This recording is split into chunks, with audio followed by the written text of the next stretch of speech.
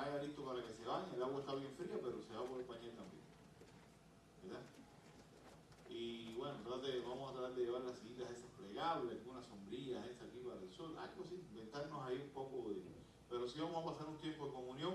Los hermanos que piensan ir, por favor, miren, allá atrás hay una hoja. El domingo lo anuncié, ¿se acuerdan? Pero nadie se anotó. Que nadie quiere ir. Sí, o sea, no puedo decir nada. A lo mejor Sí hubo hermanos que se anotaron. se les olvidó, yo creo. Entre ellos a Cheli, se les olvidó. Se les olvidó. ¿Eh? No, pero a mí me da gracia como ella dice, se les olvidó. Se les olvidó. Como diciendo, yo no me olvidé, yo me inscribí. Bueno, ahí la que única que estaba inscrita era Hilda, y yo hoy fue que me inscribí. Yo inscribí a José Daniel, a Ruth y a Marisol. Pero fue hoy que lo hice, la verdad. A mí se me olvidó también, che. Así que si usted piensa ir, vaya a ir para un asunto de logística, poder crear las condiciones para tener ese tiempo ahí. Así que, por favor, anótese ahí. Esos son los anuncios de manera general. Si usted tiene un celular ahora, y usted es tan amable de bajarle el volumen, se lo vamos a agradecer. ¿Ok? Y mientras tanto vamos a tener un tiempo para prepararnos a solas ahí con el Señor. Déjenme decirles que hay veces no. Para mí este tiempo de preludio instrumental, donde uno se prepara para ese encuentro, es tan importante. Porque queremos, cuando entramos a adorar al Señor, entramos hasta su mismo lugar santísimo, ¿verdad? Y es el momento donde tenemos para dejar todas nuestras cargas, dejar todo lo que nos agobia, todas nuestras preocupaciones, y conectarnos justamente con el Señor. Así que vamos a tener este tiempo, hermano.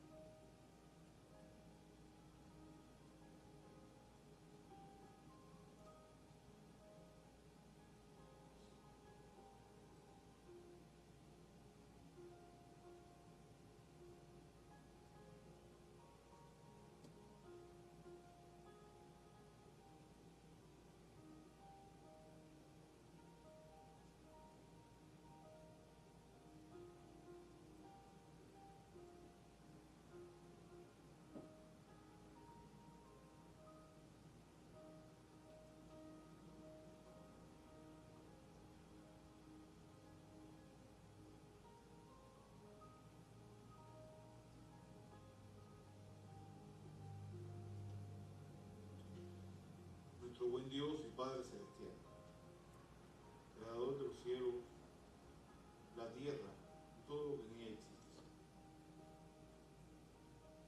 Te damos gracias porque tú nos das la oportunidad de llegar ante ti, Señor, de poder hablar contigo y confesar que somos pecadores. Queremos poner todas nuestras cargas, nuestras preocupaciones, nuestros pecados hoy, Señor. Llévalos tú. Queremos ofrecerte en santidad este servicio aquí. Prepara nuestros corazones para adorarte. Y prepara nuestros corazones para inquirir también en tu palabra cada una de las enseñanzas que tú tienes preparado para nosotros. Perdónanos, Señor, porque solo tú eres digno de toda la alabanza y la adoración. Oramos en el nombre que es sobre todo nombre, en el de Cristo Jesús. Amén. Bien, hermano, hay un precioso himno que se titula Anhelo trabajar por el Señor. Yo creo que toda persona que, miren, yo siempre, si ustedes se dan cuenta, yo siempre hago énfasis en esto, toda persona que ha sido regenerada, o sea, esa palabra siempre la uso, o sea, que ha sido transformada por Jesucristo va a anhelar trabajar por el Señor. ¿Okay? Así que les invito y vamos a cantarlo todos. Y más que un cántico, que sea también una oración diciéndole al Señor: Señor, yo quiero trabajar para ti.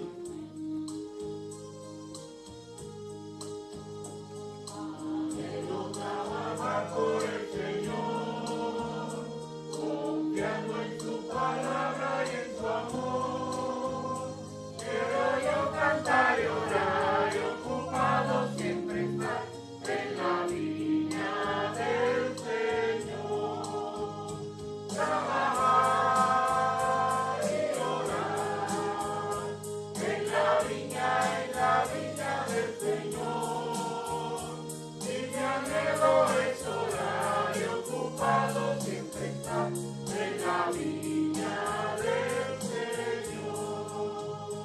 Anhelo cada día trabajar y esclavos del pecado liberar. Conducirlos a Jesús, nuestra guía, nuestra luz, en la viña del Señor. Trabajar y orar en la viña del Señor. Si mi anhelo es orar y ocupado siempre estar en la viña del Señor. Anhelo ser obrero de valor, confiando en el poder del Salvador. El que quiera trabajar hallará también trabajar y orar en la viña del Señor. Si mi anhelo es orar y ocupado siempre estar en la viña del Señor.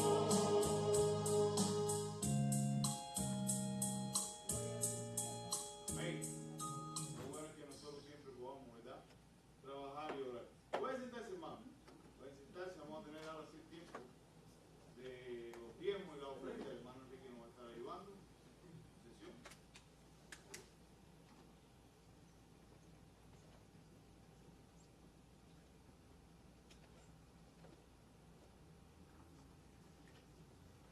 Vamos a orar. Señor, buenas tardes nuevamente. Te damos, Señor, honra, gloria, Señor, porque estamos aquí, Señor, en este día, Señor. Dios nos has dado nuevamente, Señor, y estamos para que alabar, Señor, glorificar, hoy sea de acción, de dar gracias, Señor, y oración, Señor, el cual te pedimos que también tú bendigas estas ofrendas, Señor, y estos diezmos que van a ser recogidos en este momento, Señor. En el nombre de ti oramos. Amén.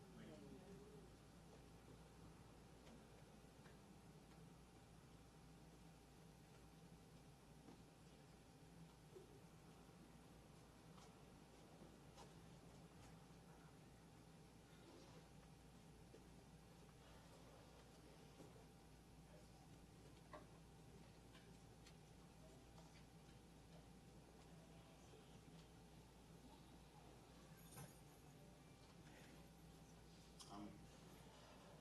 Bien, hermano, quiero invitarles entonces ahora sí a ponernos en pie. Vamos a ponernos en pie. Nuevamente, en actitud de reverencia a nuestro Dios para leer su palabra.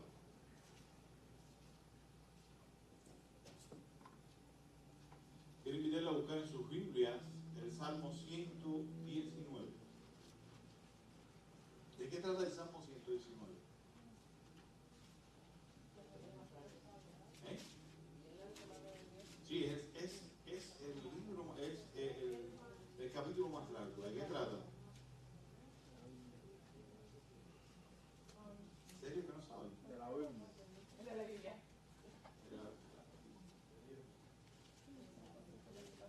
La Biblia, la palabra de Dios, si se dan cuenta, trata acerca de la palabra de Dios.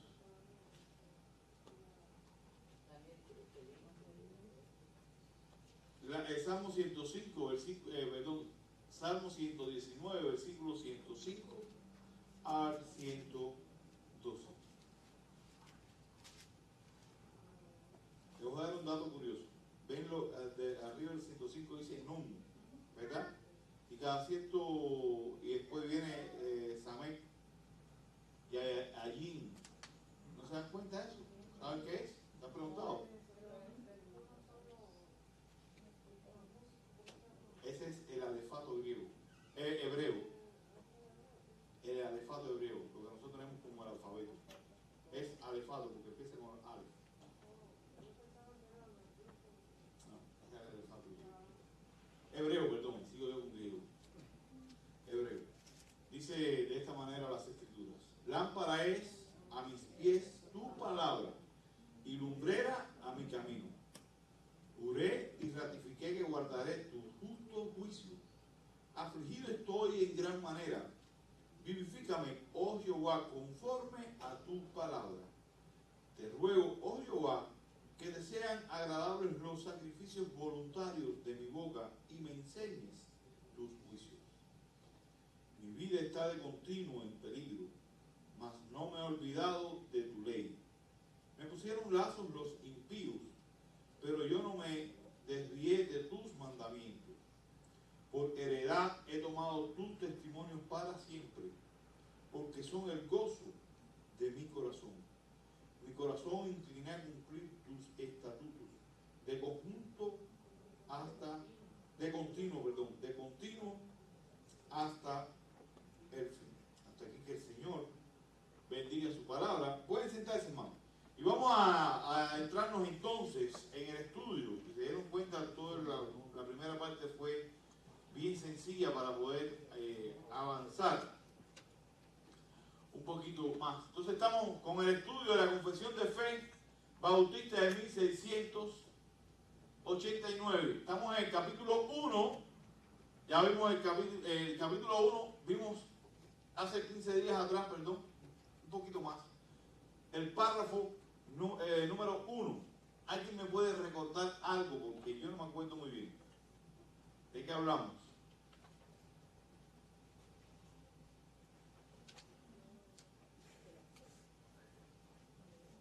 Nadie se acuerda de qué hablamos.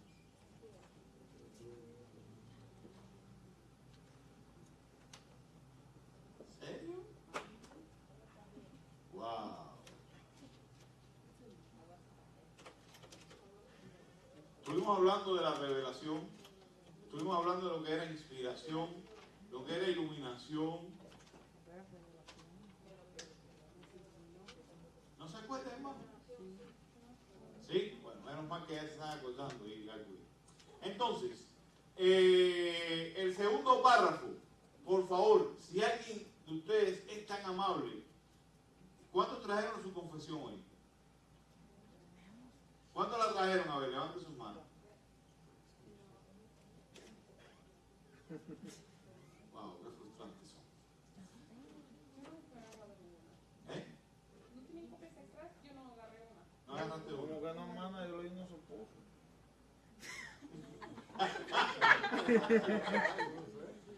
Ok, perdón, yo no sabía. Ya te descubrió. ¿Qué dejó pasando algo? Bien, hermano. Si algún hermano puede ser tan amable de leer el párrafo número 1. Miren, esto sí se lo voy a decir serio. Esto no es como la oración que toda la semana estoy repartiendo. La semana que viene voy a imprimir unas cuantas más, y porque si no, voy a necesitar una imprenta para ustedes nada más. Diga, hermano. Yo lo sé, hermano. Yo le voy a dar uno. Yo lo voy a imprimir. Yo voy a hacer otra tirada más, hermano. Alguien de los que tiene ahí su confesión de fe, el párrafo número 2, por favor. ¿Me pueden ayudar?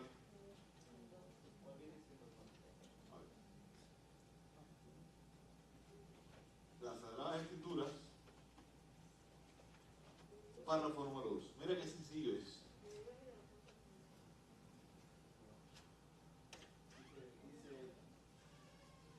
Bajo el nombre de Sagradas Escrituras, o palabra de Dios escrita, están incluidos todos los libros del Antiguo y Nuevo Testamento que son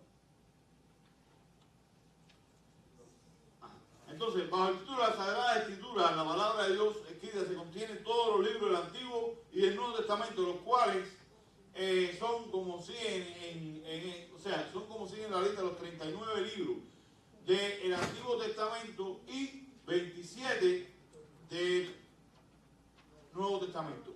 Esto es lo que nosotros consideramos la palabra del Señor. O sea, para nosotros la Biblia contiene 39 libros en el Antiguo Testamento y 27 en el Antiguo Testamento. Perdón, 27 en el Nuevo Testamento. Y también esto lo conocemos como el canon bíblico. Vamos a ver por qué. Ustedes quizás dirán, bueno, pero todo el mundo sabe que la Biblia tiene, ¿verdad?, los 66 libros, 39 en el Antiguo, 27 en el Nuevo. ¿Por qué nos tienen que decir esto o lo estamos teniendo como parte de la confesión de fe? Es bien importante. Es importante que nosotros definamos qué entendemos por la Biblia. ¿Por qué? ¿Por qué? ¿Por qué para ustedes consideran que es importante que podamos definir lo que es la Biblia? Porque la podemos entender. Es la autoridad. Porque la podemos entender, sí. Okay. Es nuestra guía. Es como. Es nuestra guía. Pero ¿por qué es necesario establecer un número determinado de libros? ¿Por qué fue necesario esto? ¿Por qué nosotros lo tenemos como parte de nuestra doctrina? Es decir, la Biblia está constituida por 39 libros del Antiguo Testamento, 27 del Nuevo. Porque fueron los que que por su ya no han actualizado otros Ajá. correcto. Ajá. A ver.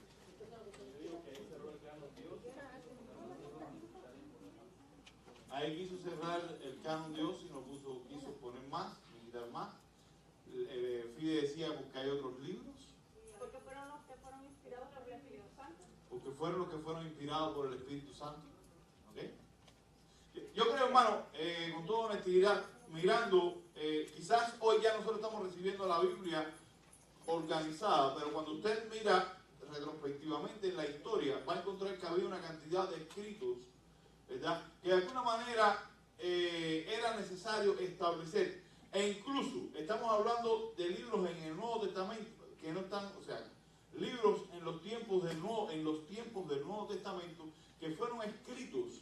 Por ejemplo, hay un evangelio según Judas, hay cartas de Bernabé, hay una cantidad de escritos que son increíbles, que para algunos en algún momento fueron canónicos. También hay algo interesante, que no todos los libros del Nuevo Testamento a través de la historia fueron aceptados por todos, aunque la mayoría de la iglesia sí los aceptó todos, y después vamos a ver cómo fue el proceso, que es lo que me interesa que ustedes tengan, para poder, porque muchas veces nos dicen la Biblia es la palabra de Dios, pero bueno, ¿cuál fue el proceso para llegar a esta Biblia, aquí a la Biblia? Pues fue un proceso de 1500 años por más de 40 escritores. Pues, ahí tela por donde cortar entonces, ¿no?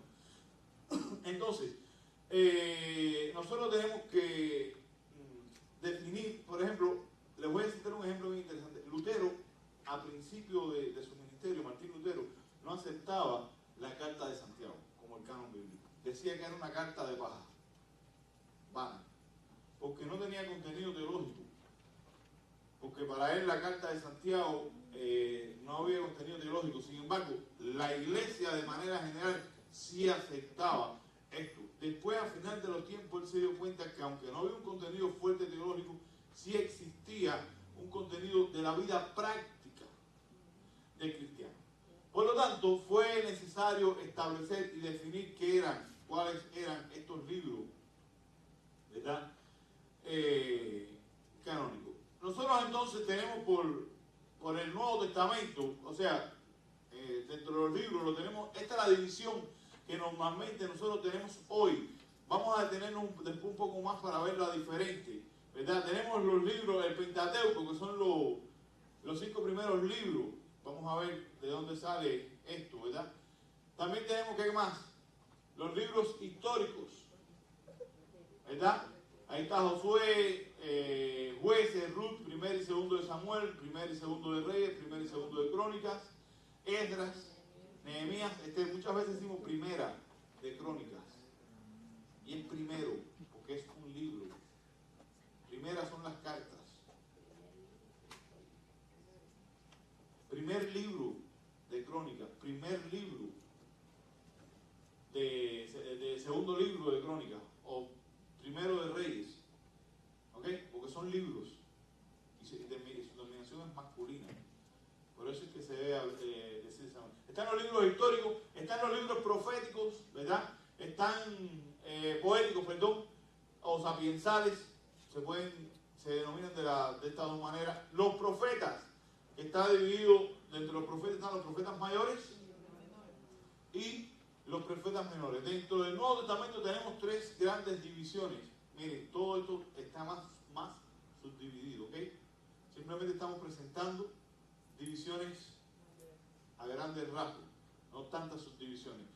De manera general tenemos los evangelios, las cartas de Pablo y las cartas de otros apóstoles o cartas generales. Las de Pablo se subdividen también. Y estos son lo que nosotros tenemos por la Biblia hoy. Ahora, vamos a ver qué es entonces el canon bíblico. Comúnmente pensamos en la Biblia como un solo gran libro. Cuando nosotros hablamos de la Biblia, se te dice, dame la Biblia, ¿en qué estás pensando? En el libro de la Biblia, ¿sí o no? Comúnmente pensamos en esto. Sin embargo, su propio nombre habla de que no es solamente un libro, es una pequeña biblioteca, porque reúne, ¿verdad? Reúne varios libros. En realidad es una pequeña biblioteca de 76 libros individuales.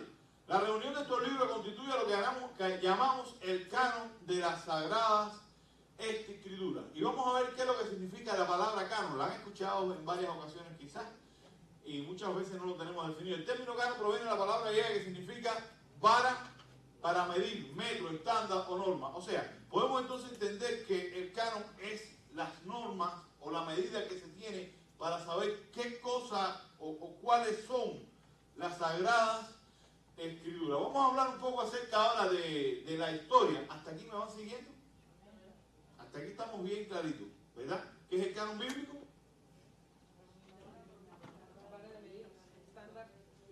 Ese es el significado de su palabra, ¿verdad? Pero habla de las normas, los estándares que se tienen para determinar lo que realmente son las santas escrituras. O sea, seguimos. Por lo cual podemos decir que el canon de las santas escrituras es el examen del proceso mediante el cual se determinó que los libros actualmente contenidos en ellas son de verdadera inspiración divina, expresando la voluntad de Dios para todos los hombres. Los libros canónicos son llamados así porque dependen de una sola medida. ¿Cuál es su medida? La inspiración divina. Los libros que no son inspirados no están dentro de la Sagrada Escritura. Por eso es que tenemos que tener cuidado mucho con la palabra inspirado. Hoy en día una cantidad de gente se inspira y reciben revelaciones que son tremendas. Los libros inspirados significa que Dios es el autor de dichos escritos, usando un agiografo o escritor humano. Se está refiriendo justamente a alguien que escriba por él. Los libros canónicos, cuando la iglesia legítima, que ellos son los libros canónicos, lo que la iglesia legítima reconoce a través de un concilio que es un escrito inspirado por Dios. Por lo tanto, la iglesia reconoce y ha reconocido a través de la historia, aunque vamos a ver que al final el canon tuvo una formación cuando termina el canon bíblico sin que haya un concilio. Es interesante. O sea, todas las iglesias lo reconocían, los mismos libros, sin la necesidad de haber hecho un concilio. No sé si me estoy haciendo explicar. La historia del canon bíblico. La Biblia en hebreo de nuestro tiempo tiene tres divisiones. O sea, la Biblia hebrea, lo que ellos tienen por el antiguo pacto.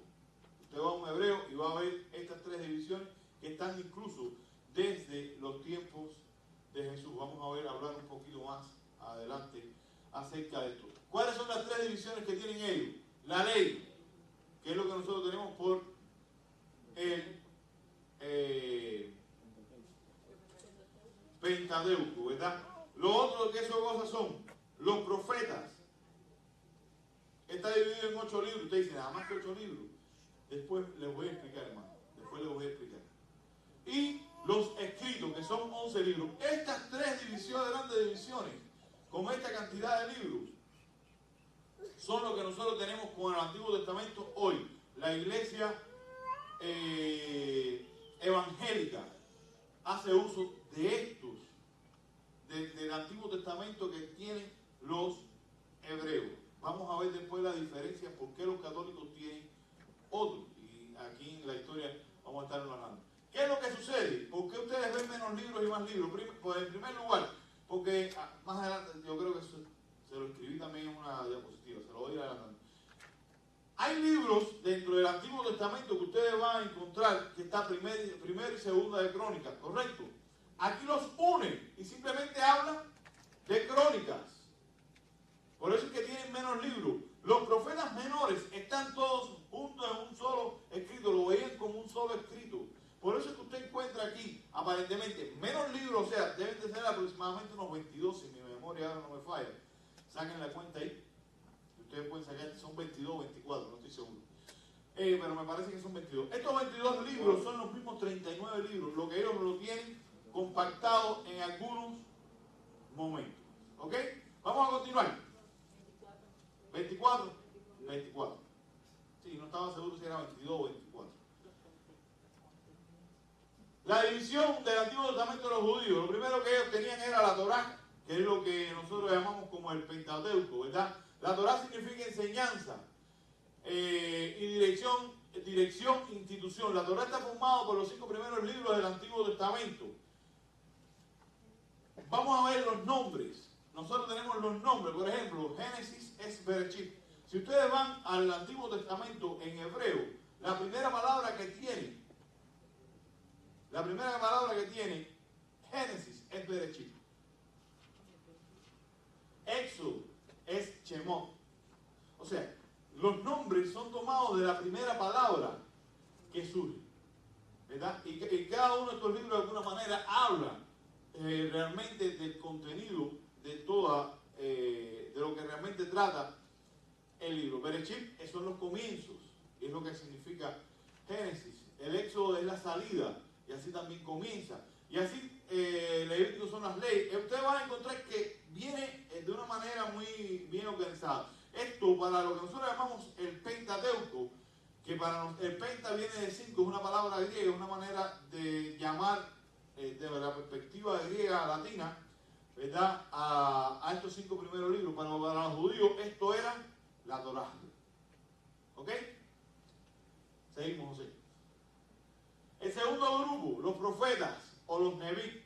Ahí están los nombres de cada uno de los profetas con sus libros, que de alguna manera ustedes ya lo tienen. El tercer grupo, como les había hablado, están los escritos o libros sapiensales, pero ellos lo tenían como los escritos.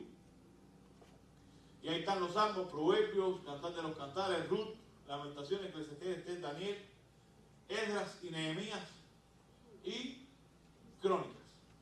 ¿Ok? Estos son la manera en que se divide el Antiguo Testamento, que de una manera muy peculiar viene a tomar, bueno, vamos a continuar, porque si no me voy adelantando, es que a veces uno, no, o sea, le ven las ideas y quiere, pero tiene que aguantarse porque si no, no tiene sentido mantenerlo. El primer concilio, aquí fue cuando se vino a reconocer por primera vez el primer canon del Antiguo Testamento por parte de los judíos. Y vamos a ver por qué fue necesario establecer el primer canon, aunque la tradición hacía uso también, cuando estoy hablando de la tradición judía, hacía uso de cada uno de los libros, ¿verdad? Este señor Ptolomeo, hijo de Herao, era un general bien importante dentro de las tropas de Alejandro. Y él quería traer, porque aquí hay dos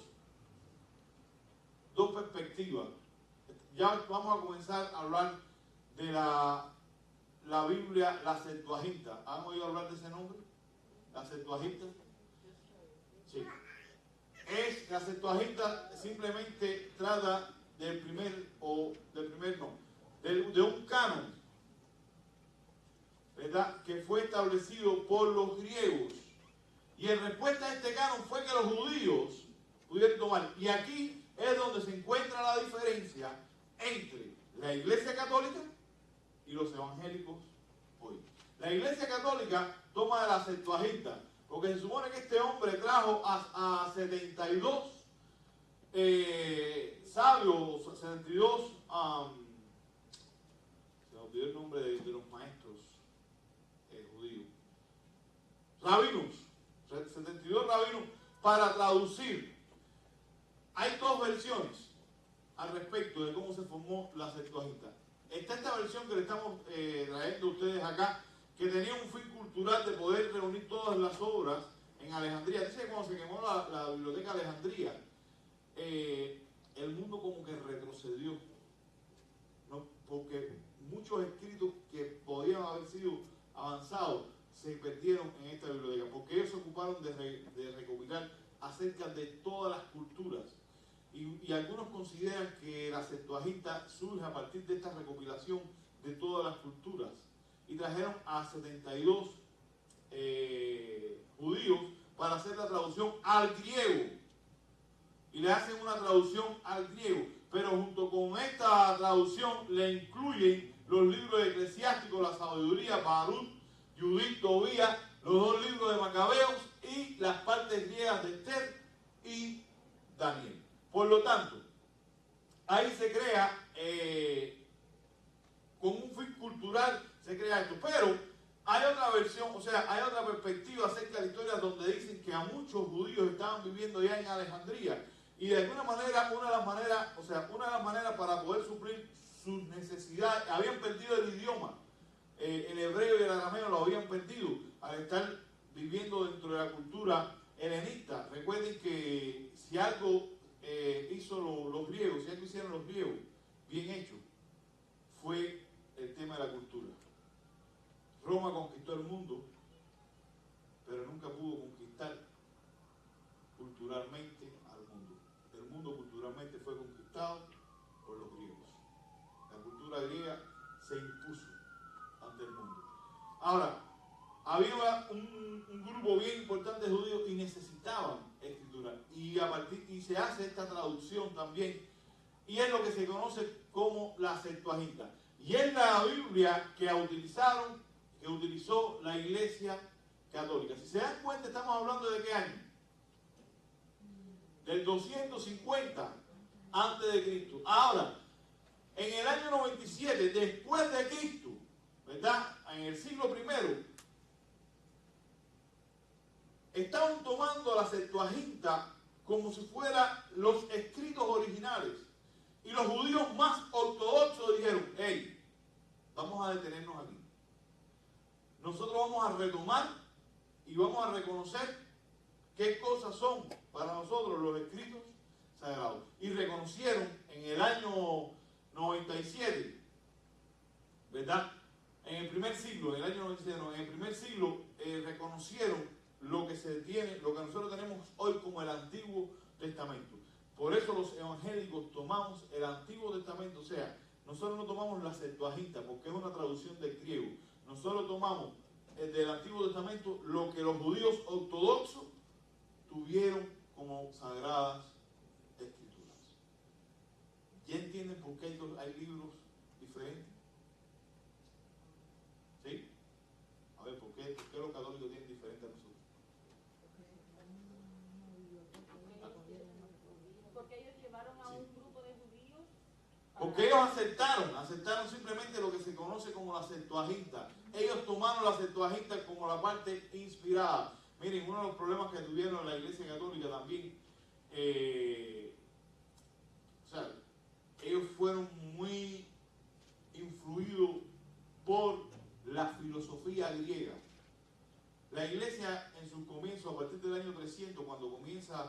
a fusionarse con Constantino, viene una fuerte influencia de la filosofía griega. Y esta fuerte influencia los hace inclinarse entonces hacia la Septuaginta, hacia estos escritos. Nosotros, por otro lado, nos mantuvimos dentro del concepto de lo que se tiene por los escritos del Antiguo Testamento, los 39 libros, ¿verdad? Que es lo que la Iglesia ortodoxa había aceptado. Continúa. En este concilio, el canon hebreo de 22 libros corresponde exactamente a los 39 libros, como les había dicho yo anteriormente, de nuestra Biblia. Se agrupan entonces, por ejemplo, Primera y Segunda de Reyes como un libro. Fue lo que les estuve ya diciendo ya. Los profetas menores es otro libro. Los 39 libros en realidad fueron establecidos en el Consejo de Jamnia, posiblemente en el año 90 después de Cristo. O sea, que legalmente no.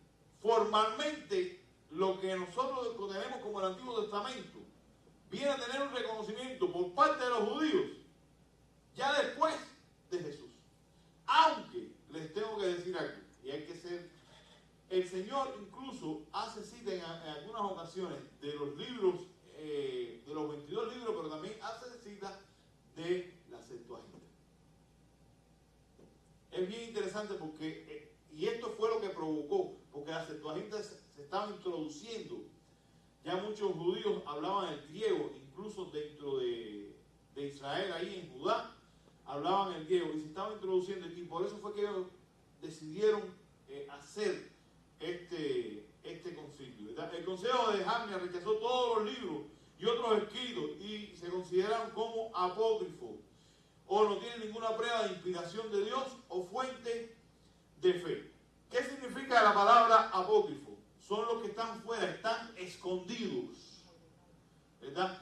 Son libros que están escondidos, que tienen cosas ocultas y que estaban escondidos. Por eso es que se le llaman los libros apócrifos. ¿Cuáles fueron el criterio para este canon? En este caso del Antiguo Testamento. Los criterios del canon, no sé. El primer lugar para poder ellos determinar el canon que nosotros tenemos hoy del Antiguo Testamento, ¿verdad? Tenían que tener evidencia de que Dios es su autor.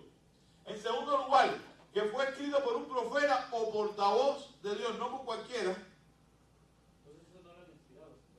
¿Perdón? Esos no eran inspirados. ¿Cuáles? Los apócrifos no. Si fueran inspirados, fueran parte de la revelación. Entonces, se consideraría. Nosotros...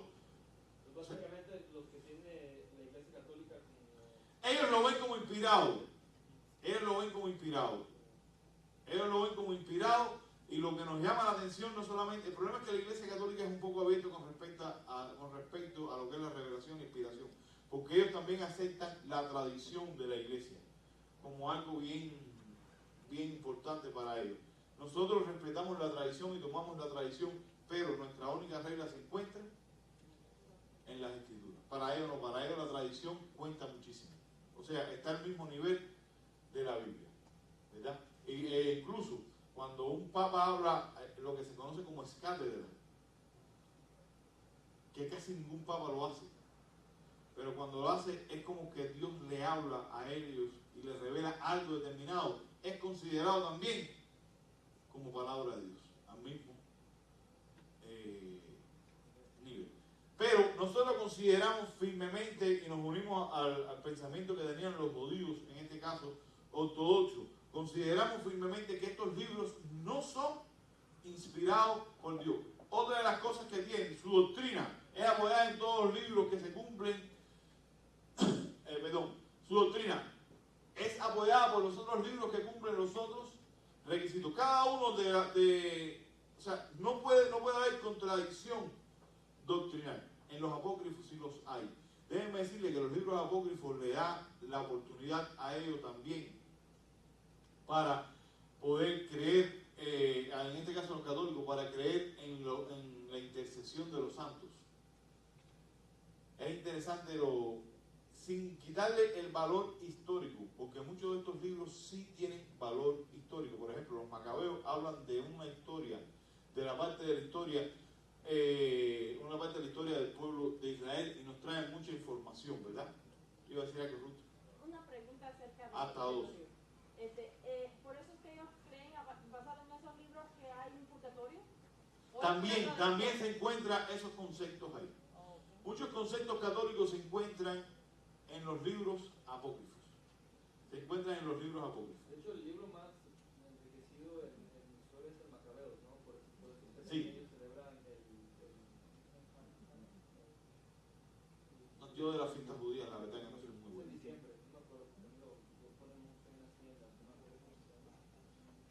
Sí, el libro de Macabeo es un libro donde resume mucha historia, pero por ejemplo, cuando usted va al libro de Judith, cuando usted continúa leyendo lo que la adicción, o sea, ellos añaden al libro de Daniel. Los libros apócrifos tienen una añadidura al libro de Daniel. El libro de Daniel fue escrito en hebreo, pero ellos añaden una parte en griego. Y esa añadidura que le hacen a Daniel, una de las cosas que llama la atención es la cantidad de ¿cómo poderle explicar? Imágenes de dragones, imágenes de una cosa muy, ¿cómo explicarle? Muy mitológica. El segundo libro de Daniel que ellos tienen una cosa un poco ahí mitológica, y el tema de los ángeles lo sobresaltan demasiado. Es bien interesante cuando uno lee estos libros y puede ver la diferencia. Y por lo tanto no están acorde con las enseñanzas del resto del Antiguo Testamento. Y por esta razón fueron desechados. Y esta es la razón que existe, ¿verdad? La división entre las Biblias de la Iglesia Católica y la Biblia que los evangélicos hacen uso, ¿verdad? Así que dice que Jesús y los apóstoles citaron a todo el Antiguo Testamento. Nosotros hemos visto que una y otra vez siempre hay citas del Antiguo Testamento. Cada una de las citas que el apóstol Pablo, usted lo va a encontrar citando, ¿verdad? Podemos decir que podemos aceptar el Antiguo Testamento entonces como palabra inspirada por Dios. Lo aceptaron la iglesia, lo aceptó los judíos ortodoxos y lo aceptó la iglesia a través de la historia, sus 39 libros. Vamos entonces a hablar del canon del Nuevo Testamento, y comenzando hablando acerca de la autoridad de este canon, ¿verdad? La autoridad del Nuevo Testamento. Desde el comienzo de la iglesia usó también el Antiguo Testamento como el Nuevo Testamento, como la escritura inspirada por Dios para determinar el canon, o sea, las normas que se tuvieron. Se usaron 3 criterios. Primero, ¿cuál era? Si su autor era un apóstol o alguien conectado íntimamente con ellos. Segundo lugar, si era reconocido por una iglesia prominente, o sea, si los escritos eran reconocidos por una iglesia prominente. En tercer lugar, si se conformaban a la sana doctrina. Algo del Antiguo Testamento, se me fue del Antiguo Testamento de seguir el Nuevo. El Antiguo Testamento que nosotros tenemos hoy fue escrito en hebreo y arameo. Estos fueron los dos idiomas, hebreo y arameo, ¿ok? La Septuaginta, que la que utilizan los católicos, fue escrita en griego. ¿Sí lo dijiste? ¿Sí lo dije? Me parecía que no. Seguimos entonces. Seguimos adelante. Y ya se van a hacer casi las 8. Si se conformaba a la sana doctrina, o sea, si estaban conformes a la sana doctrina. El Nuevo Testamento fue escrito ¿en qué? Nuevo Testamento. Fue en griego. El Nuevo Testamento fue escrito en su totalidad en griego. Desde muy temprano en la vida de la iglesia ya existían originales y copias de las cartas de Pablo y de los evangelios. Hermano, ustedes dirán, ¿por qué el pastor hoy está hablando tanto acerca de la historia? Porque muchas veces la gente tiene la Biblia y se lo cuestionan. ¿Y cómo se formó la Biblia? No podemos responder.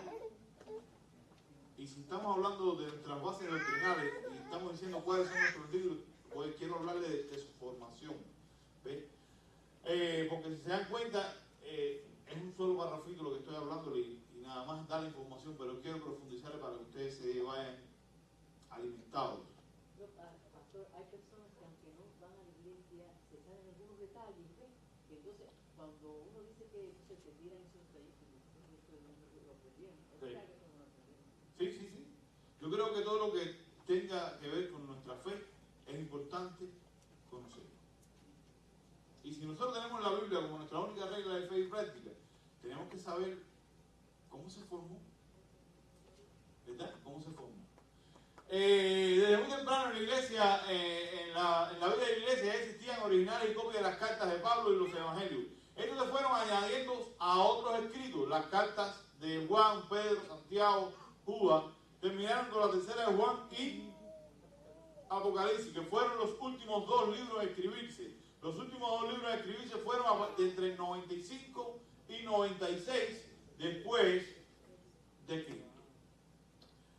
Para el 367 ya estaba constituido el canon del Nuevo Testamento, ¿verdad? Esta lista publicada por Atanasio contiene los libros del Nuevo Testamento que eran reconocidos como inspirados. Fíjense, en el 367 ya había una lista, aunque no hubo un concilio para determinarlo, pero ya había una lista. Y como hemos visto, estos libros eran conocidos como tales, muchos de ellos desde el siglo II y III.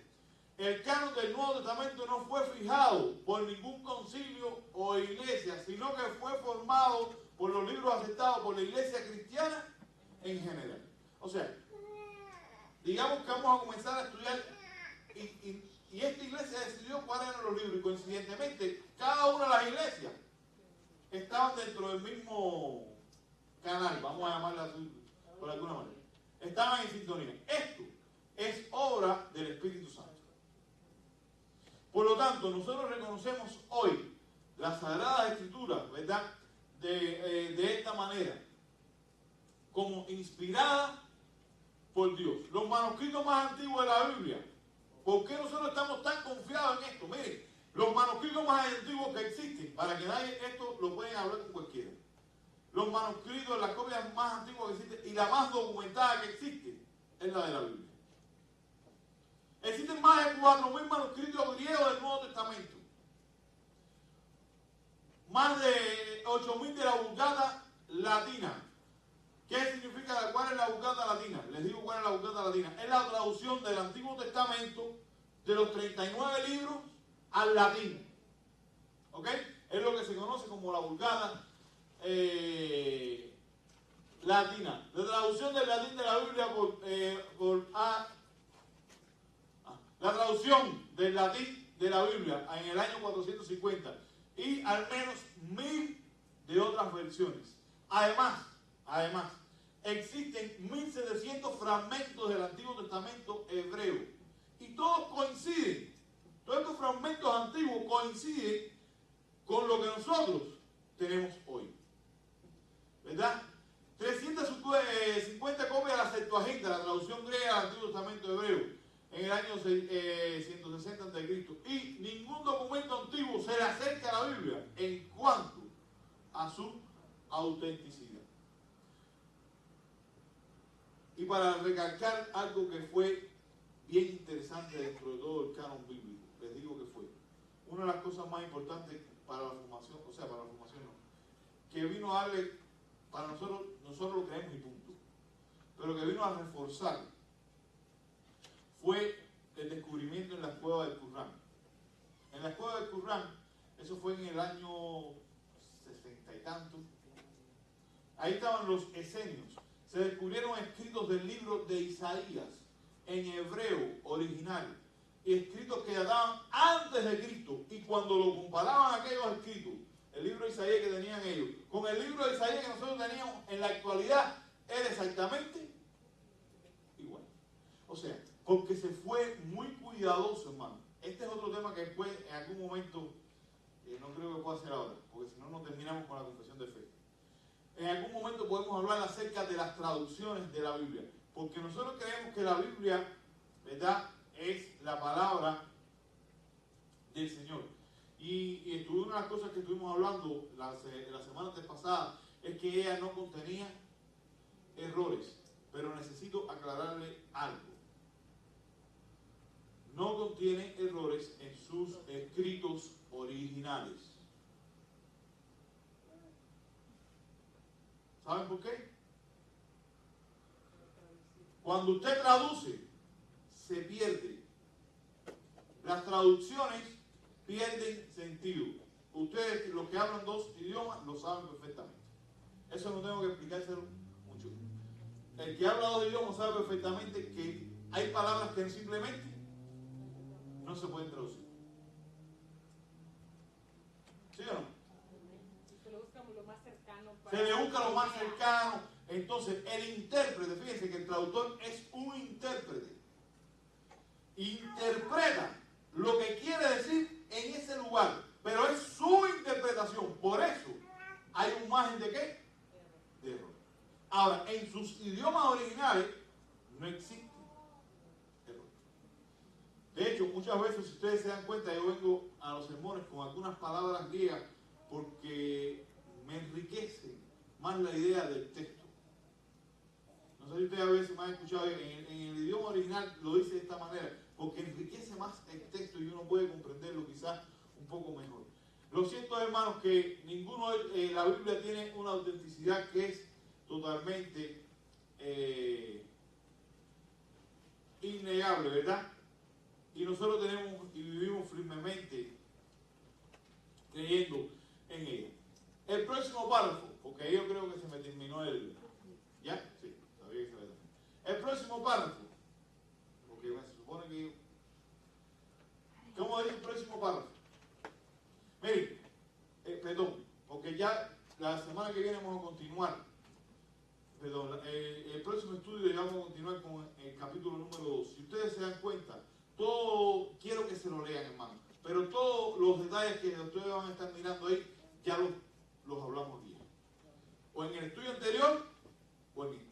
Porque habla ahí de la iluminación, ahí van a hablar de... présteme un segundito, te lo busco rápido. Por ejemplo,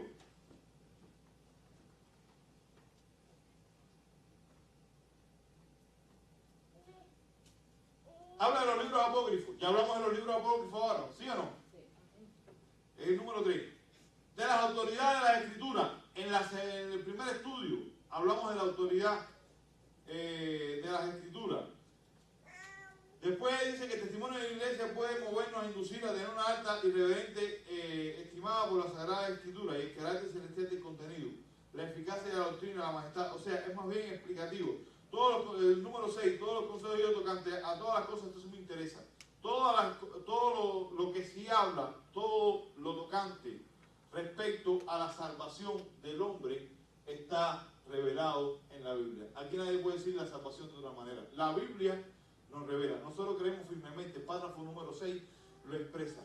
Esto es un concepto que nosotros tenemos bien claro. La salvación no es de otra forma en la cual la Biblia nos revela. ¿Ok? ¿Por qué estamos hablando de esto? La Iglesia Católica, no es que yo la tenga cogida con la Iglesia Católica, pero es que hicieron cada cosa. Nosotros también hicimos. Pero es que hicieron cada cosa. La indulgencia, ¿qué era? Comprar la salvación. Le daban dinero a la iglesia y estaban comprando la salvación. O sea, sí, dentro de todo eso había intereses monetarios. Pero no solamente eso. Hoy en día hay movimientos donde para tú ser bendecido por Dios necesitas darle a Dios. Dios es un miseriento que necesita tu dinero. Eso es lo que dicen. O sea, no lo dicen de esa manera, pero es el mensaje que están dando. Dios es el dueño del oro y la plata. El hombre no necesita hacer nada para acercarse a Dios. Dios por su gracia lo salvó y lo acercó así. Dios nos atrajo simplemente a Él. La Biblia nos revela en cada uno de los puntos, en cada una de las áreas, estos puntos de la salvación. En ningún otro lugar vamos a encontrar revelación acerca de la salvación del hombre que no sea en las Escrituras. ¿Alguna duda? No hay duda. Yo tengo preguntas. Sí, hermano. A veces los libros mismos hablan de otros libros, ¿no? Cuando leemos la Biblia, un